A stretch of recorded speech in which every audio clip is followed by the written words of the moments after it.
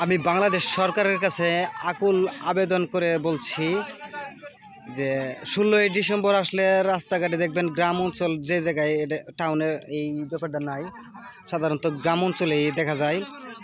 16ই December আসলে আপনার যে স্বাধীনতা দিবস বা বিজয় দিবসের যে যোদ্ধারা ছিল, তাদের নাম হচ্ছে সালাম, বরকত, জব্বার, কুদ্দুস, যেই যোদ্ধারা ছিল তাদের অনুসরণ করে আজকে যারা যে শরীরে কাদা মেখে রাস্তায় টাকা উঠাচ্ছে, কিন্তু এই টাকা উঠানোটা আমি একদম অ্যালাউ করি না, নট অ্যালাউ, কারণ এটা একদমই ঠিক না। কারণ এরা মানে জরুরি কিছু গাড়ি যায় রাস্তা দিয়ে, আমি এর মধ্যে মানে অনেকক্ষণ ভিডিও করলাম আর দেখলাম তো আর কিছু শুনলাম তো, যে একজন লোক বলতেছে ভাই আমার তাড়াতাড়ি এই গর্ভবতী মহিলাকে নিয়ে আমি যাব, হসপিটালে যাব, তাড়াতাড়ি সাইড দেন, এরা টাকাই নেব। মানে ওদের কাছে বাংটি টাকা ছিল না, বলছে টাকা নাই এখন বা বাংটি নাই, তারা টাকা নেব। মানে সময়টা কি, মানে মানুষের সময় এসে সবচেয়ে বড় জিনিস, আর সময়টা তারা নষ্ট করে দিতেছে। এই জিনিসটা আমার একদম এলাও না। তাছাড়া এটা একদম ব্ল্যাকমেল করা হইতেছে, কারোর কাছে টাকা আছে কারোর কাছে টাকা নাই।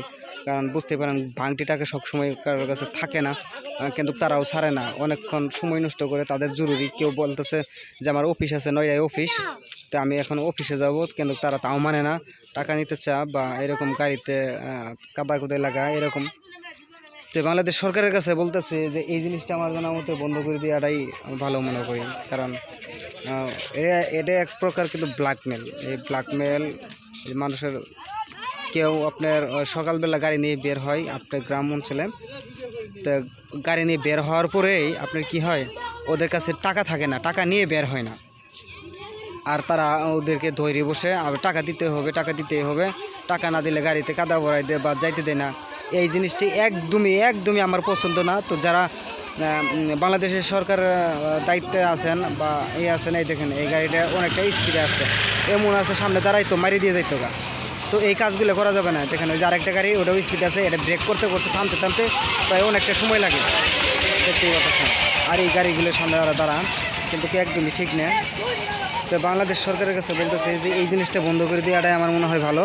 কারণ একজনের দেশ স্বাধীন করে গেছে, আরেকজনে ফাউটে কামাইতেছে, যেই তো স্বাধীন করে গেছে এই তো আরামে নিদ্রায় আছে, একদম এমন নিদ্রায় আছে যে নিদ্রা থেকে আর কোনোদিন উঠবো না। আর এবারে কষ্ট করে দেশ স্বাধীন করছে, আর এরা ফাউ টাকা ওড়াই নিতেছে। দেখছেন, এটা জরুরি দরকার, টাকা নেব, দেখেন কি অবস্থা, টাকা ছাড়বো না তারা। তো বাংলাদেশ সরকারের কাছে বলছে যে এই ব্যাপারে কিছু বলবেন।